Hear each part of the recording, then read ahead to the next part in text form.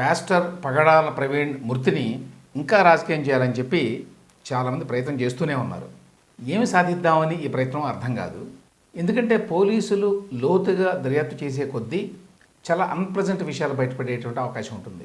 అదే జరిగింది. ఇన్ఫ్యాక్ట్ ఇవాళ ఉదయం నేను ఈ అంశం మీద ఒక వీడియో చేశాను. అయితే ఆ వీడియోలో నేను ఒక కీలకమైన అంశాన్ని ఉద్దేశపూర్వకంగానే ప్రస్తావించాల.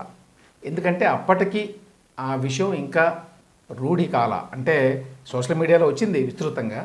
కాకపోతే ఇది కన్ఫర్మ్డా కాదా, ఇంత కీలకమైన అంశాన్ని ఆధారాలు లేకుండా మాట్లాడితే మంచిది కాదు అనే ఉద్దేశంతో నేను ఆ విషయాన్ని ప్రస్తావించాల.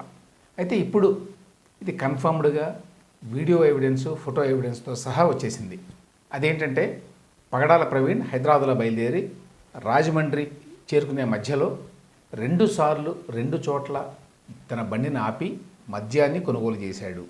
ఒకటేమో కోదాడి దగ్గర, రెండోదేమో ఏలూరు దగ్గర. ఇది చాలా డ్యామేజింగ్ ఎవిడెన్స్. ఎందుకంటే మద్యం తాగి బండి నడపకూడదు, 2 వీలర్ బైక్ అసలే నడపకూడదు. అందులోనూ షార్ట్ ట్రిప్ అయినా కొంతవరకు అర్థం చేసుకోవచ్చు, కానీ ఇంత లాంగ్ ట్రిప్ ఎక్కడ హైదరాబాదు, ఎక్కడ రాజమండ్రి, ఎన్ని గంటలు పడుతుంది? అందులోనూ డే టైంలో ఎండలు మండిపోతున్నాయి. అటువంటి టైంలో ఆ టైంలో అన్ని జాగ్రత్తలు తీసుకొని మామూలుగా రైడ్ చేయడమే చాలా కష్టం. అట్లాంటిది ఆయన కోదాడలోనే 650 రూపాయలు బిల్లు పే చేసి మద్యం కొన్నాడు అంటే, అది చాలక మళ్ళీ ఏలూరులో ఇంకొక 350 రూపాయలు చెల్లించి మద్యం కొనుగోలు చేశాడు అంటే తనని తాను ఎంత ప్రమాదంలో నెట్టుకున్నాడో అర్థం చేసుకోవచ్చు. ఇంకా విచిత్రం ఏంటంటే ఆయన కోదాడులో మరి లిక్కర్ కన్జ్యూమ్ చేయటం వల్ల విజయవాడ వచ్చేటప్పటికే అంటే అరౌండ్ 5 PM సాయంత్రం 5 గంటల టైంలో అప్పటికే అతను డ్రైవ్ చేయడానికి ఫిట్గా లేడు. అందువల్ల రామవరపాడు ఆ రింగ్ దగ్గరికి వచ్చేటప్పటికే వోక్స్ వ్యాగన్ షోరూమ్ దగ్గర పడిపోయాట. ఆ పడిపోయినప్పుడే అతని హెడ్లైట్ పగిలిపోయింది.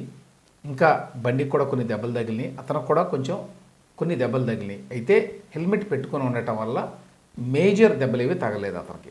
అక్కడ పడిపోయిన తర్వాతనే యాక్చువల్గా ఆ రామవరపాడు రింగ్లో ఉన్నటువంటి ట్రాఫిక్ ఎస్ఐ ఆయన చూసి కాసేపు సేద తీర్చి అతనికి మంచినీళ్ళు ఇప్పించి, టీ ఇప్పించి, ఒకచోట కూర్చోబెట్టి కొన్ని సపరలు చేశాడు. ఇంకో విషయం ఏంటంటే ఆయన విజయవాడ అరౌండ్ 5 o'clock వస్తే రామవరపాడు రింగ్ దగ్గరికి అరౌండ్ 5:30 అట్లా ఉంటే 8:45కి మళ్ళీ బయలుదేరాడు. సో 3 గంటల సేపు పైగా ఏం చేశాడు ఆయన విజయవాడలోని అంతకుముందు అనుమానం ఉండేది. మామూలుగా ఎవరైనా కొంత విశ్రాంతి తీసుకుందాం, చాలా లాంగ్ డ్రైవ్ కదా అని చెప్పి అనుకుంటే 10 నిమిషాలు, పావు గంట, మ్యాక్సిమం అరగంట తీసుకుంటారు టైం టీ తాగడానికి లేకపోతే ఏమైనా తినడానికి. కానీ 3 గంటలుగా పైగా ఈ ప్రవీణ్ పగడాల్ గారు టైం తీసుకున్నాడు. ఎందుకంటే అతను డ్రైవ్ చేసేటువంటి పరిస్థితిలో లేడు. అక్కడే గడ్డ మీద పడుకునే నిద్రపోయాట చాలాసేపు. మీరు ఆ ఫొటోస్ చూస్తే అర్థమవుతుంది మనకి, అతను హెల్మెట్తోనే కూర్చున్నాడు అక్కడ. ఆ కూర్చున్న విధానం చూస్తేనే హీఈస్ నాట్ వెల్ అని అర్థమవుతుంది ఎవరికైనా. దానికి తోడు హెల్మెట్ కూడా తీయలే అతను. మరి ఎవరు గుర్తుపట్టకూడదు అనే ఉద్దేశంతోనా లేక మరో కారణం చేతనా అనేది తెలియదు మనకి. హెల్మెట్ తీయకపోవడం వల్ల గాలి కూడా అతను సరిగ్గా పీల్చుకోలేడు, especially when is not feeling well. అంతకుముందు కోదాడలో కూడా హెల్మెట్ అలాగే ఉంచుకొని కొన్నాడు మందు, లిక్కర్, అలాగే ఏలూరులో కూడా. ఇప్పుడు అతను కోదాడలో, ఏలూరులో లిక్కర్ షాప్ నుంచి లిక్కర్ కొన్న దృశ్యాలు సీసీటీవీ కెమెరాస్ ఇప్పుడు ప్రతి చోట ఉన్నాయి కాబట్టి అవి కూడా బయటకు వచ్చినాయి. 1000 రూపాయల వర్త్ లిక్కర్ కొన్నాడు, కన్జ్యూమ్ చేశాడు అంటే ఎంత ప్రమాదకరమో ఆలోచించండి. మామూలుగా అయితే ఎవరైనా లిక్కర్ కన్జ్యూమ్ చేస్తే దాన్ని మనం జడ్జ్ చేయాల్సిన అవసరం లేదు. ఆయన పాస్టర్ అయినా కూడా, మత ప్రబోధకుడిగా ఉన్నా కూడా ఆయన తాగదలుచుకుంటే అది ఆయన వ్యక్తిగత విషయం. అయితే 2 వీలర్ మీద అంత లాంగ్ జర్నీ చేస్తున్నప్పుడు లిక్కర్ తాగడం అనేది ప్రమాదకరమే కాదు, చట్టవిరుద్ధం కూడా. మరి అంత రిస్క్ ఎందుకు తీసుకున్నాడో తెలియదు. ఒకసారి విజయవాడలో అతను అంత నీరసపడిపోయి బండి నుంచి కింద పడిపోయి బ్యాలెన్స్ కూడా చేయలేని పరిస్థితుల్లో ఉండి మళ్ళీ ఏలూరు దగ్గర లిక్కర్ కొనడం ఏంటి అనేది అర్థం కాని విషయం. అది ఖచ్చితంగా బాధ్యతారాహిత్యం. చివరికి యాక్చువల్గా అతను ఎలా చనిపోయాడు అనే విషయాన్ని పోలీసులు ఇంకా బయట పెట్టలేదు, అంటే ఫైనల్ రిపోర్ట్ ఇంకా రాలేదు.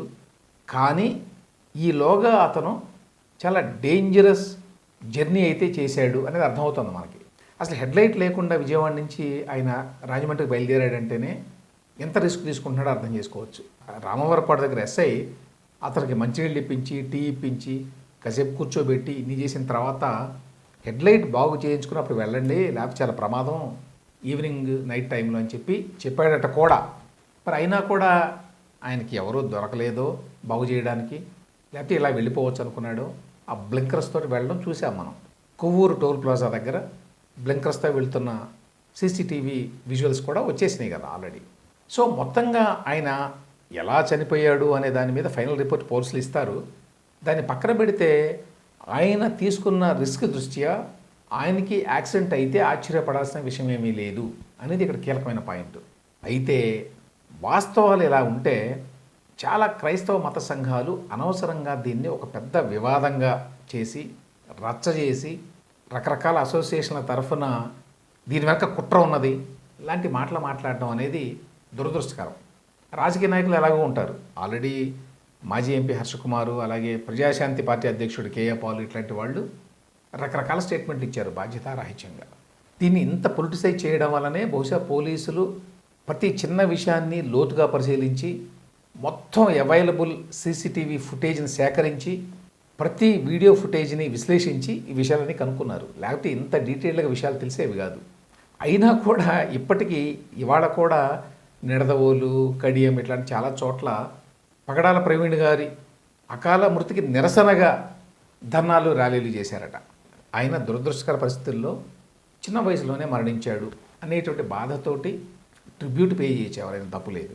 కానీ దీని వెనక ఏదో కుట్ర ఉన్నది, ఆయన ఎవరో చంపేశారు, దాన్ని పోలీసులో ప్రభుత్వాలు బయట పెట్టకుండా బాధ్యుల్ని కాపాడుతున్నాయి, చంపిన వాళ్ళని కాపాడుతున్నాయి అని చెప్పి ఇంత ఎవిడెన్స్ బయటకు వచ్చిన తర్వాత కూడా ఇన్సిస్ట్ చేయడం అంటే ఇదంతా ఉద్దేశపూర్వకంగానే చేస్తున్నారు అని చెప్పి అనుకోవాల్సి వస్తుంది.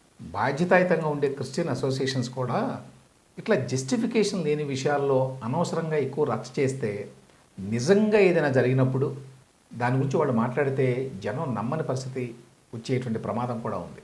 పగడాల ప్రవీణ్ మరణాన్ని లోతుగా విచారించాలి అని చెప్పి డిమాండ్ చేయడం వేరు, ఇందులో ఏదో కుట్ర జరిగింది, పోలీసులు కావాలని దాస్తున్నారు, ప్రభుత్వం కావాలని ఎవరో కాపాడుతోంది లాంటి బాధ్యతారాహిత్యమైన స్టేట్మెంట్స్ ఇవ్వడం వేరు.